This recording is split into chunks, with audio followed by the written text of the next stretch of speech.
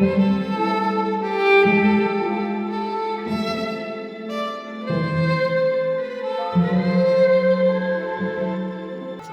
সম্পর্কে বলা যায় না।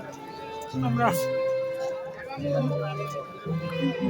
গ্রামের মানুষ, যাই হোক, আল্লাহর রহমতে জিয়াউর রহমান সাহেবকে দিয়েছিলেন আল্লাহ। বাঙালিদের জন্য যেমন দান, ঠিক সেই রকম সাধারণ একটা গৃহিণী হিসেবে আল্লাহ নেত্রীকে অর্ঘ্য দিয়েছিলেন। এটা তো সম্পূর্ণ আল্লাহরই দান। তাই সেই মতো আমার বাবা মোহনপুরের আর কি নেতা আসছিলেন শফিকুল হক মিলন সাহেব, ওনারা আসছেন। ওনাদের সঙ্গে তো আমার দেখা হয়নি, আমি ঢাকাতেই ছিলাম, আমি সেদিন এখানে চলে আসলাম।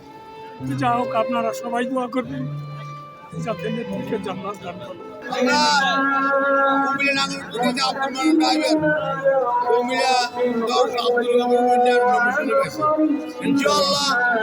আমরা নেত্রীরা যে বিদায় দিছি, আমরা যে 17 বছর নেত্রীরা কাঁদতে কাঁদতে চোখের পানি ফেলা দিছি।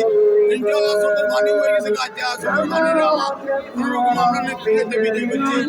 নেত্রীকে শেষ বিদায় দেওয়ার জন্য আসলে আমরা সুদূর খাগড়াছড়ি পার্বত্য জেলা থেকে আসছি। আমাদের প্রিয় নেতা ওয়াদুদ ভূঁইয়া সহ আমরা আসছি আমাদের মনের আকাঙ্ক্ষা, আবেগ, ভালোবাসা, শ্রদ্ধা, সম্মান প্রকাশ করার জন্য।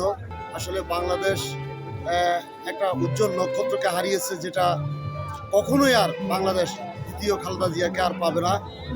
লক্ষ লক্ষ জনতা আজকে এখানে উপস্থিত হয়ে জানান দিয়েছে খালেদা জিয়া কেমন জনপ্রিয় ছিলেন। এই আজকের এই জানাজা কোত্থেকে শুরু হয়েছে আর কোথায় গিয়ে শেষ হয়েছে, আসলে এটা সীমারেখা আমরা নিজেরাও বুঝতে পারিনি। তো আমরা আসলে শোকে বিহ্বল, কান্নারত, আমরা গভীরভাবে শোকাহত। আমরা ওনার বিধি আত্মার মাগফিরাত কামনা করছি।